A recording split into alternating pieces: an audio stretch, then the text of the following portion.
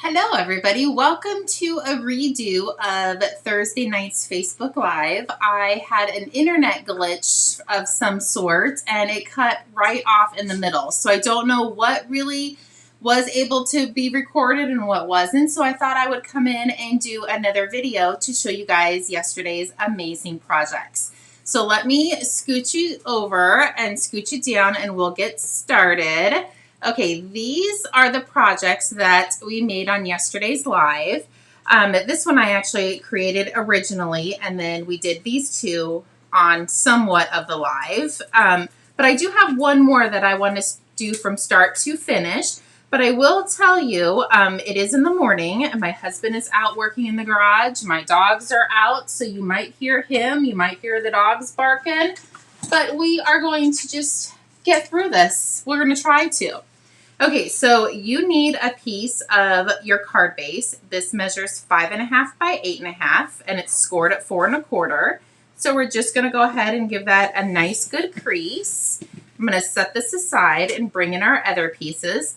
I did talk about layers. I thought that was a little bit less confusing, doing layers instead of pieces. So your first layer is a 3 3/4 inch square. So it's 3 3/4 by 3 3/4.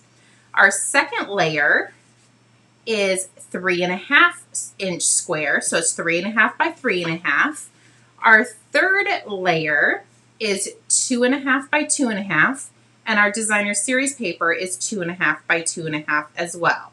So we're going to set this one aside for a minute. And then you have 4 pieces of designer series paper, and these are 1 1/4 by 1 1/4. And so what we're going to start with is this piece right here. Actually, I'm sorry, we're going to start with these 2 pieces. We're going to start with the 2 pieces that are 2.5 by 2.5 inch squares. So you're going to bring in your trimmer. And we're going to trim these 2 pieces. We're just going to cut them diagonal. So you're going to put one corner in the track and then the other corner in the track. And you're going to slice that in half. So there's that piece. And then we're going to come in and do the same thing with this one. It doesn't matter which way you cut it. There we go. So now we have 4 triangles. That's all you need your trimmer for. So with the 4 triangles, let me bring in the original card that I did. I didn't emboss this cardstock right here, but in the Facebook Live, I did emboss it, and I thought I just added a little bit extra pop to it. So I want to bring in our embossing folder, and I'm going to layer these 2 pieces of cardstock together. I am going to lay this in our embossing folder. There we go. Close it. Bring our embossing machine in really quick. And then we're going to emboss this. I just thought it added a little bit extra pop to this card. Even though it's already super cute, we're going to make it a tad bit cuter. So it kind of gets stuck in there. There we go. Got them out. So now what we're going to do is we're going to bring in the piece that is 3.5 by 3.5. I am going to go ahead and just put adhesive all over this. And then we are going to come in and we're going to add these little triangles. We're just going to put one down at the bottom. You want to make sure your point is facing in. So we're literally just going to fill the triangle or the square with our triangle pieces. You could use any designer series paper for this as well. This would be a beautiful Christmas card. I'm featuring the Halloween, but you could definitely do Christmas as well. Okay, there we go. That is our piece that is going to layer on our first layering piece, the basic black. That's 3 3/4 by 3 3/4. So I'm just going to come in and layer that. Perfect. We are almost done. So now I I'm going to come in with our little square 1¼ inch square pieces. And I guess on this one, I forgot to bring over a piece of scrap. You do want a piece of scrap that's 2 by 2. I am just going to go ahead and grab my trimmer and cut a little scrap. And it can be a little bit less than 2 by 2. So I'm doing it 1 7/8, I think I'm cutting that at. And that scrap piece doesn't matter what color it is. So what we're going to do is fill this with adhesive again. And I tried to cut this designer series paper where I got most of the pumpkins or the kitty cats. So I'm just going to come up here and layer them onto here. And this is just going to be the guide. You can hear my puppies. This is just going to be a guide so we can get this perfectly even. And then this one's going to go on this side. And it will hang off a little bit, and that's totally okay. There we go. Now we can flip that over, find our dimensionals, add some dimensionals to this.